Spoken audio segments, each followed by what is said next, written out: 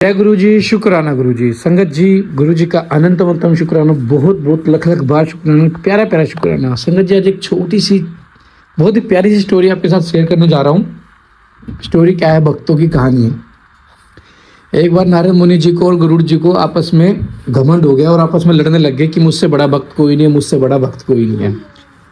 तो वो गए भक्त, तो महादेव जी के पास गए।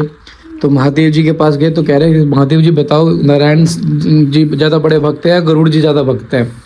तो महादेव ने कहा कि तुम एक काम करो, तुम दोनों को मैं एक काम देता हूँ, तुम सफ़ेद कुंड धाम चले जाओ। मतलब सफ़ेद कुंड धाम है, वहाँ पे भक्तों की बहुत बड़ी भीड़ लगती है। आप वहाँ जाओ और फिर वहाँ से अलौटते समय मुझे बताना कि सबसे बड़ा भक्त कौन है। तो गरुड़ जी और नारद जी वहाँ चले गए सफ़ेद कुंड धाम में। जैसे उन्होंने एंट्री की, वहाँ पे राधा लला और हमारे श्री कृष्ण जी की महादेव स्वयं आरती उतार रहे, गणेश जी कार्तिकेय अच्छे अच्छे भोग लगा रहे और काफ़ी सारे भक्त बाहर खड़े होकर उनके दर्शन को देख रहे। जैसे ही दर्शन बंद हुए, तो वो दर्शन बंद, गेट बंद होते ही तो सभी भक्तों के प्राण निकल गए, वहीं गिर गए। तो गरुड़ जी नारद जी आपस में विचार करने लगे, ये क्या होगा? अभी तो ये राधे राधे राधे राधे जप रहे थे और अभी एकदम इनके प्राण कैसे निकल गए? तो उन्होंने चेक किया, किसी के सांस नहीं चल रही, किसी का कुछ नहीं चल रहा। फिर दोबारा दर्शन खुले अगले दिन राधे लला के और अपने श्री कृष्ण जी के। फिर दर्शन खुले तो फिर उन सब में जान आ गई और फिर वो सब राधे राधे राधे करने लगे और महादेव जी आरती करने लगे और गणेश जी कार्तिक के बढ़िया बढ़िया पकवान बनाने लगे। तो गरुड़ जी ने और नारद जी ने भगवान से पूछा है कि भगवान, अभी तो इनमें सांस नहीं थी, तो ये दोबारा जीवित कैसे हो गए? तो जब भगवान ने कहा कि किसी के प्राण बसते हैं धन में, तो किसी के प्राण बसते हैं तन में, तो किसी के प्राण बसते हैं किसी चीज में, लेकिन सफेद कुंड धाम के भक्तों के प्राण तो बसते हैं अपने श्री कृष्ण और राधा के दर्शन में। तो फिर नारद जी ने गुरु जी ने आपस में कहा, हम तो बिना दर्शन के कई कई दिन रह जाते हैं, तो हम तो कुछ भी नहीं है, असली भक्त तो ये हैं। तो संगत जी, भक्ति ऐसी करो कि जिसमें घमंड का कोई नामी निशान ना हो और जिसके में दर्शन के बिना हम रह ही ना पाए। जैसे सफेद कुंड धाम के भगत जो कि श्वासहीन हो जाते हैं, जिनकी सांसें सिर्फ जब ही चलती है जब उनके सामने राधा जी के और श्री कृष्ण जी के दर्शन होते हैं। बहुत ही प्यारी चीज़ है ये। और इसके तर्क ये है कि कभी किसी चीज़ का घमंड मत करो। संगत जी देखो, इसलिए गुरु जी ने मैसेज दिया कि एक बार दर्शन जरूर करो गुरु जी के, आपके जीवन में बहुत जरूरी है। घमंड मत करो, घमंड किसी चीज़ का नहीं रहा। अगर आप सोचते हो हम डेली शिव पुराण का पाठ सुनते हैं, हमारा फिर भी कुछ नहीं हो रहा, ये हो रहा, मतलब कुछ भी नेगेटिव थॉट मत लाओ। सिर्फ अपनी भक्ति पे ध्यान दो, अपनी सेवा पे ध्यान दो, गुरु जी सब संभाल लेंगे। जय गुरु जी, शुक्राना गुरु जी। जय गुरु जी। इसी श्रेष्ठ मंत्र का जप करते हुए शुक्र शंभु के जठर पंजर से लिंग के रास्ते उत्कट वीर्य की तरह निकले थे। उस समय गौरी ने उन्हें पुत्र रूप से अपनाया और जगदीश्वर शिव ने अजर अमर बना दिया। तब वे दूसरे शंकर के सदृश शोभा पाने लगे। 3000 वर्ष व्यतीत होने के पश्चात भी वे वेद निधि मुनिवर शुक्र पुनः इस भूतल पर महेश्वर से उत्पन्न हुए। उस समय उन्होंने धैर्यशाली एवं तपस्वी दानवराज अंधक को देखा। उसका शरीर सूख गया था और वह त्रिशूल पर लटका हुआ परमेश्वर शिव का ध्यान कर रहा था। यह शिव जी के 108 नामों का इस प्रकार स्मरण कर रहा था। महादेव देवताओं में महान, विरूपाक्ष विकराल नेत्रों वाले, मस्तक पर अर्धचंद्र धारण करने वाले, अमृत स्वरूप, समाधिस्थ होने पर ठूठ के समान स्थिर, गले में नील चिन्ह धारण करने वाले, पिनाक नामक धनुष धारण करने वाले, वृषभ के नेत्र सरीखे विशाल नेत्रों वाले, महान रूप से जानने योग्य, अंतर्यामी, संपूर्ण कामनाओं को पूर्ण करने वाले, कामदेव के शत्रु, कामदेव को दग्ध कर देने वाले, इच्छानुसार रूप धारण करने वाले, विशाल जटाओं वाले, विकराल रूपधारी, गिरिवर कैलाश पर शयन करने वाले, भयंकर रूप वाले, बड़े बड़े जबड़ों वाले, लाल वस्त्रधारी, योग के ज्ञाता, काल को भस्म कर देने वाले, त्रिपुरों के संहार करता, कपाल धारण करने वाले, जिनका व्यर्थ प्रकट नहीं होता, गोपनीय मंत्रों वाले, गंभीर स्वभाव वाले, भक्तों की भावना के अनुसार प्रकट होने वाले, अणिमा आदि सिद्धियों के अधिष्ठान, त्रिलोकी का ऐश्वर्य प्रदान करने वाले, बलशाली, सूरवीरों को मारने वाले, दुष्टों के लिए भयंकर विकट रूप धारण करने वाले, मोटे ताजे शरीर वाले, निपुण श्रेष्ठ फल का गुदा खाने वाले, मत वाले, काल भैरव स्वरूप, देवेश्वरों में भी श्रेष्ठ, त्रिलोकी का विनाश करने वाले, सब जनों के लोभी,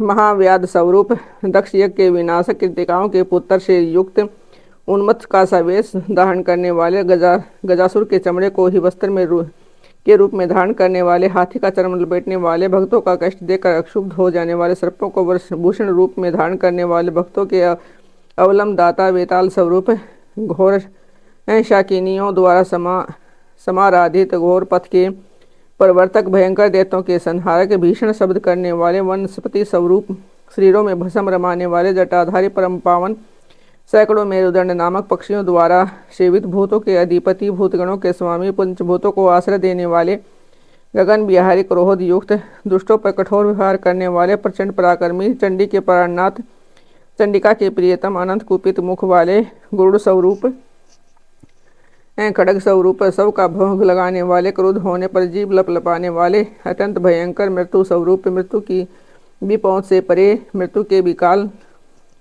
विशाल सेना वाले, कार्तिकेय स्वरूप, शमशान एवं अरण्य में विचरने वाले, प्रेम स्वरूप, आसक्ति रहित, प्रेम में मस्त रहने वाले, वैरागी, तेज की असंख्य चिंगारियों से युक्त, सत्व गुण रूप, रजोगुण रूप, तमोगुण रूप, सरोस धर्म स्वरूप, अधर्म रूप, इंद्र के छोटे भाई, उपेंद्र स्वरूप, सत्य रूप, सत्य से भी परे, उत्तम रूप वाले, विभत्स रूप धारी, हेतु रहित, पुष्प आधा पुरुष और आधा स्त्री का रूप धारण करने वाले, सूर्य स्वरूप, कोटि सत सूर्यों के समान प्रभावशाली, यज्ञ स्वरूप, यज्ञेश्वर, संहार करता, ईश्वर, वरदाता, कल्याण स्वरूप परमात्मा शिव की इन मूर्तियों का ध्यान करने से वह दानव उस्मान भय से मुक्त हो गया।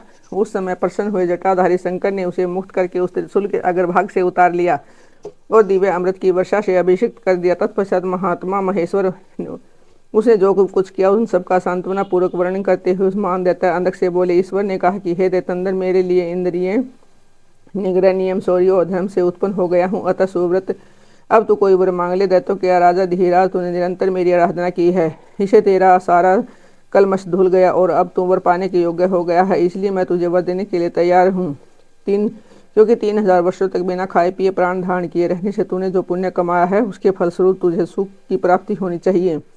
संत कुमार जी कहते ही मुने यह सुनकर अंधक ने भूमि पर अपने घुटने टेक दिए और फिर वह हाथ जोड़कर कांपता हुआ भगवान उमापति से बोला। अंधक ने कहा, भगवान आपकी महिमा जाने बिना मैंने पहले रणांगन में हर्ष गदगद वाणी से आपको जो दीनहीन तथा नीच से नीच कहा और मूर्खतावश लोकों में जो निंदित कर्म किया है, प्रभु उस सबको आप अपने मन में स्थान न दें, अर्थात उसे भूल जाइए। महादेव, मैं अत्यंत उत्साह और दुखी हूँ।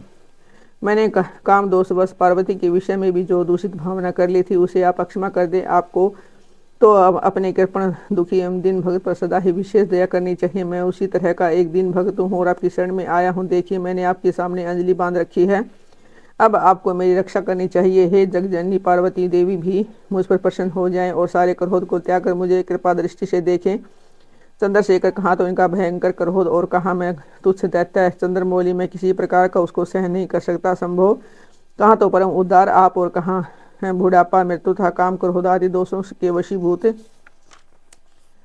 मैं, अर्थात मेरी आपके साथ क्या तुलना है। परमेश्वर, आपके युद्ध कला निपुण महाबली वीर पुत्र, मेरी कृपणता पर विचार करके अब क्रोध के वशीभूत मत हो। तुषार हार, चंद्र किरण, शंख, कुंद पुष्प और चंद्रमा के सेवन वाले शिव, मैं उस पार्वती को गुरुता के गौरव से नित्य मात्र दृष्टि से देखूं। मैं नित्य आप दोनों का भक्त बना रहूं और देवताओं के साथ होने वाला मेरा वैर दूर हो जाए तथा मैं शांतचित हो योग चिंतन करता हुआ गणों के साथ निवास करूं। महेशान, आपकी कृपा से मैं उत्पन्न हुए उस विरोधी दानव भाव का पुनः कभी स्मरण न करूं, यही उत्तम वर मुझे प्रदान कीजिए। संत कुमार जी कहते हैं, मुनि सतम, इतनी बात कहकर वह दैत्यराज माता पार्वती को देखकर त्रिनयन शंकर का ध्यान करता हुआ मौन हो गया। तब रुद्र ने उसकी ओर कृपा दृष्टि से देखा और उनकी दृष्टि पड़ते ही उसे अपने पूर्व वृतांत तथा अद्भुत जन्म का स्मरण हो आया। उस घटना का स्मरण होते उसका मनोरथ पूर्ण होगा। फिर तो माता पिता उमा महेश्वर को प्रणाम करके वह कृतकृत्य हो गया। उस समय पार्वती बुद्धिमान शंकर ने उनका मस्तक सूंघकर प्यार किया और इस प्रकार अंधक ने प्रसन्न हुए चंद्रशेखर से अपना सारा मनोरथ प्राप्त कर लिया। मुने महादेव जी की कृपा से अंधक को जिस प्रकार परम सुख गणाध्यक्ष पद प्राप्त हुआ था वह सारा का सारा पुरातन वृत्तांत मैंने सुना दिया है और मृत्युंजय मंत्र का भी वर्णन कर दिया है। यह मंत्र मृत्यु का विनाशक और संपूर्ण कामनाओं का फल देने करने वाला है। इसे प्रीतनपूर्वक जपना चाहिए। शुक्राचार्य की घोर तपस्या और इनका शिव जी को उचित रतन अर्पण करना तथा अष्टमूर्ति अष्टक सतोत्तर द्वारा इनका सत्वन करना, शिव जी का प्रसन्न होकर उन्हें मृत संजीवनी विद्या तथा अनन्य वर प्रदान करना। संत कुमार जी कहते हैं कि व्यास जी मुनिवर शुक्राचार्य को शिव से मृत्युंजय नामक मृत्यु का प्रमोशन करने वाली पराविद्या किस प्रकार प्राप्त होती, अब इसका वर्णन करता हूँ। सुनो, पूर्व काल की बात है। इन भृगुनंदन ने वाराणसीपुरी में जाकर प्रभावशाली विश्वनाथ का ध्यान करते हुए बहुत काल तक घोर तप किया। तब वेद व्यास जी उस समय उन्होंने वहीं एक शिवलिंग की स्थापना की थी और उसके सामने ही एक परम रमणीय कूप तैयार कराया। फिर प्रयत्न पूर्वक उन देवेश्वर को 1 लाख पर बार द्रोण भर पंचामृत से तथा बहुत से सुगंधित द्रव्यों से स्नान कराया। फिर 1000 बार परम प्रति पूर्वक चंदन यक्ष कर्दम और सुगंधित उबटन का उस लिंग पर अनुलेप किया। तत्पश्चात सावधानी के साथ परम प्रेम पूर्वक चराज चंपक अमलतास धतूर कनेर कमल मालती कर्णिकार कदम मौलसिरी उत्पल मलिका सतपत्री सिंधु वाग डाक बंदूक पुष्प पुनाग नाग केसर केसर वन मलिक नव मलिक चिबिलिक कुंद मुचु कुंद मंदार बिलोपत्र गुमा मरुवध मृवृक वृक गठीवन दोना अतन सुंदर आप आम के पल्लव तुलसी देव जवासा बृहत पत्री कुशांकु नंदावत अगस्त्य साल देवदारू कचनार कुर्बक दुर्वाकुर कुरकटंग, इनमें से प्रत्येक के पुष्पों और अन्य पल्लवों से तथा नाना प्रकार के रमणीय पत्रों और सुंदर कमलों से शंकर जी की विधिवत रचना की। उन्हें बहुत से उपहार समर्पित किए तथा शिवलिंग के आगे नाचते हुए शिव सहस्त्र नाम एवं अन्य स्तोत्रों का गान करके शंकर जी का सत्वन किया। इस प्रकार शुक्राचार्य 5000 वर्षों तक नाना प्रकार के विधि विधान से महेश्वर का पूजन करते रहे, परंतु जब उन्हें थोड़ा सा विवर देने के लिए उद्यत होते नहीं देखा तब उन्होंने एक दूसरे अत्यंत दूसरे एवं घोर नियम का आश्रय लिया। उस समय शुक्र ने इंद्रियों सहित मन के अत्यंत चंचलता पूर्वक महान दोष को बारंबार भावना रूपी जल से पर अक्षालित किया। इस प्रकार चित्त रतन को निर्मल करके उसे पिनाकधारी शिव के अर्पण कर दिया और स्वयं धूमकर्ण का पान करते हुए तप करने लगे। इस प्रकार उनके 1 वर्ष और बीत गए।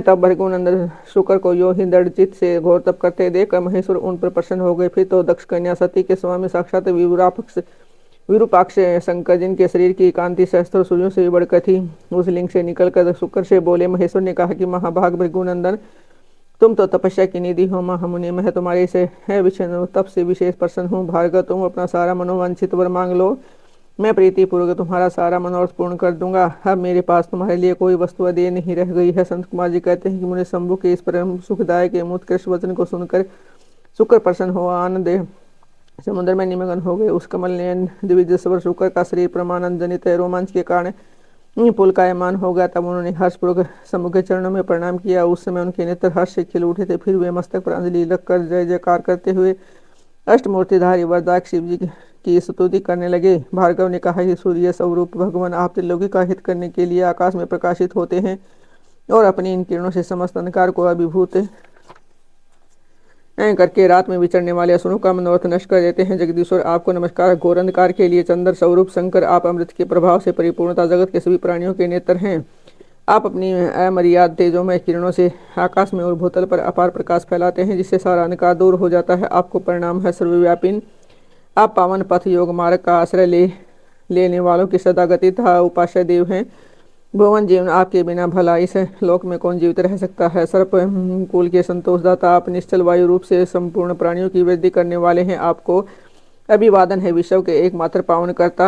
आप शरणागत रक्षक और अग्नि की एकमात्र शक्ति हैं। पावक आपका ही स्वरूप है। आपके बिना मृतकों का वास्तविक दिव्य कार्यधा आदि नहीं हो सकता। जगत के अंतरात्मा आप प्राण शक्ति के दाता, जगत स्वरूप और पद पद पर शांति प्रदान करने वाले हैं। आपके चरणों में सिर झुकाता हूँ। जल स्वरूप परमेश्वर आप निश्चय ही जगत के पवित्र करता और चित्र विचित्र सुंदर चरित्र करने वाले हैं। विश्वनाथ, जल में अवगाहन करने से आप विश्व को निर्मल एवं पवित्र बना देते हैं, इसलिए आपको नमस्कार है। आकाश रूप ईश्वर, आपसे अवकाश प्राप्त करने के कारण यह विश्व बाहर और भीतर विकसित होकर सदा स्वभावत वह श्वास लेता है, अर्थात इसकी परंपरा चलती रहती है तथा आपके द्वारा यह संकुचित भी होता है और यह नष्ट हो जाता है। इसलिए दयालु भगवान, मैं आपके आगे नतमस्तक होता हूँ। विषमभरात्मक आप ही इस विश्व का भरण पोषण करते हैं। सर्वव्यापी आपके अतिरिक्त दूसरा कौन अज्ञान अंधकार को दूर करने में समर्थ हो सकता है।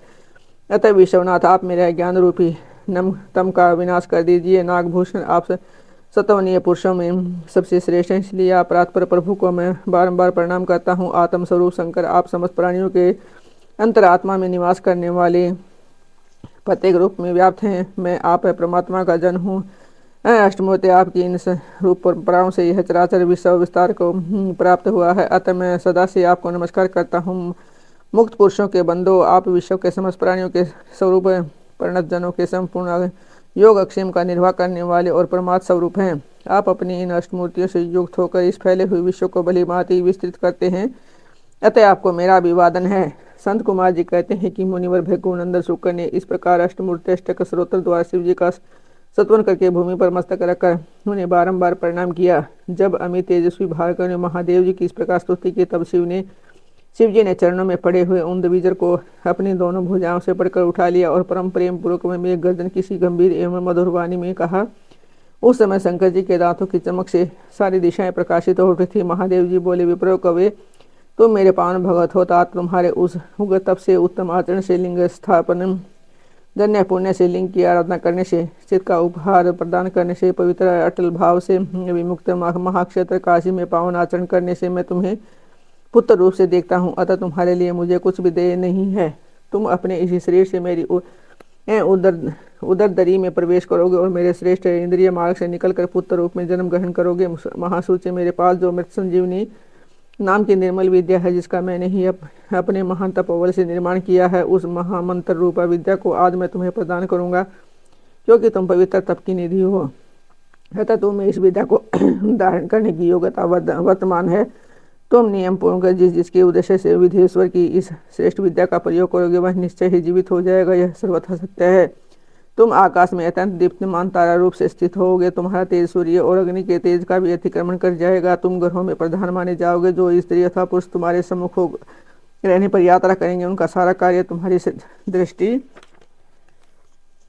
पड़ने से नष्ट हो जाएगा। सुबह तुम्हारे उदय होने पर जगत में मनुष्य के विवाह आदि समस्त धर्म कार्य सफल होंगे।